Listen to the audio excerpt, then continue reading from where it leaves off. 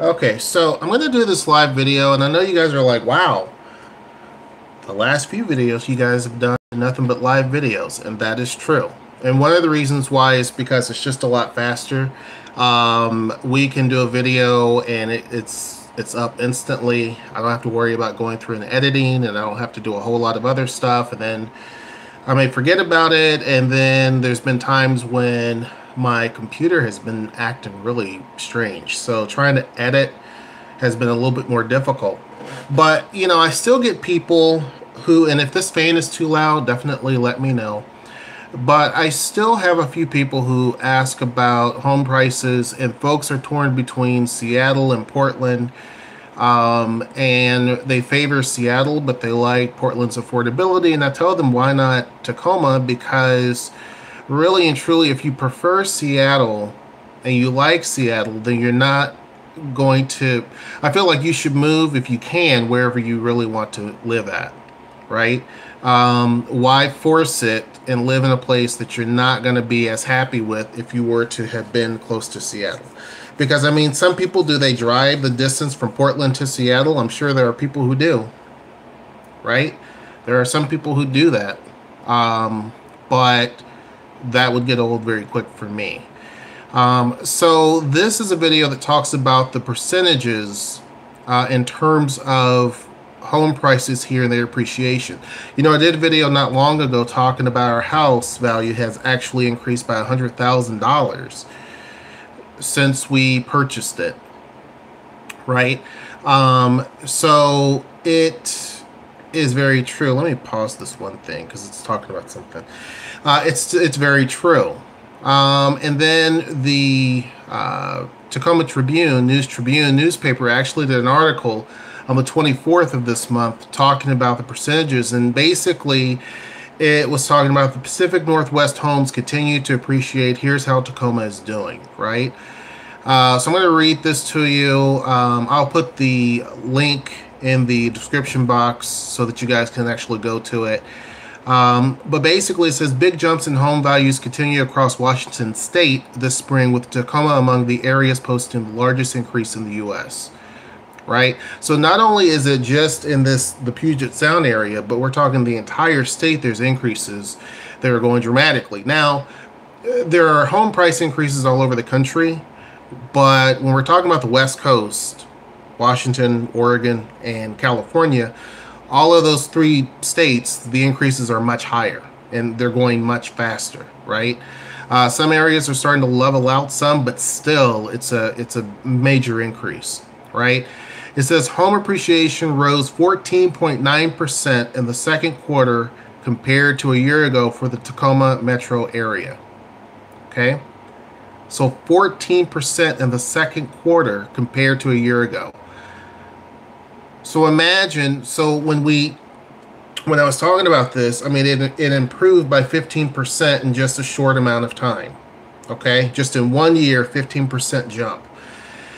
And that's according to a new report from the Federal Housing Finance Agency. Because some people will ask, well, where do you get that information from? What tells you, right? That's the third highest year-over-year increase among the 245 metro areas listed for that time period, right? So number 3, Tacoma ranks number 3 across the entire country in terms of year-over-year home price increases. So when I told people, hey, you should probably invest in Tacoma because I think it's a really good bet, it makes sense, right? Because here's the thing. Everyone rushes to Seattle because Seattle is a very cool city. Don't get me wrong. But the problem with that is that you have a very high price point that you have to meet. And that means you have to have a much higher down payment. That means the banks are going to be less likely to approve you. That means that you're going to have that much more competition. There's a lot of issues that come into play, and as well as you're going to probably have much higher taxes that you have to deal with. There's a whole list of things. And there's some people that can comfortably do that, and I know people who can do that. It's not a problem. I'm not one of those people, right? So for some, it's not a big deal, right? For us, if we were to have gotten a home in Seattle, we would have been able to do it at the time that we got a house. When we got this house, we would have been able to do it. But Seattle has a lot of issues when it comes to their property taxes, meaning that the property tax increases are so massive that that was a for concern for us. And there's a lot of people who are telling stories about how they're losing their homes because of the property tax increase. They didn't anticipate that, right? And a lot of people didn't. They had homes, 15, 20 years back, and they never knew that Seattle would blow up the way that it did in terms of just growth. Well, Tacoma, the prices are much, much lower. So you start in much lower. You can find a home. You can put whatever improvements you want, and you can flip a house, and it would look like it's totally new. Even if there's a wall you didn't like. I mean, technically, we can check to see if it's a load bearing wall or not, or if we can technically knock it down, or you can add space, add a whole room. You can do a lot of stuff, and it's still cheaper than buying a house in Seattle and probably even Portland. So this is talking about it follows a strong first quarter in which Tacoma posted a 13.1% year over year increase. Okay, so the first quarter was 13.1%. Okay, the second quarter, 14.9%. So think about that. It went from 13%, let's say, up to 15%, just all within the same year, right? So the first quarter was 13.1, second quarter 15%. Several Pacific Northwest metro areas were in the top 10 for year-over-year home value appreciation. Boise, Idaho ranked second on the list with 15.6%. Bremerton fourth at 14.4. Seattle sixth at 13.7. Bellingham was 8 at 13.1, and Wenatchee was ninth at 12.6. So even with Seattle, they're still climbing. I mean, it's 13.7%.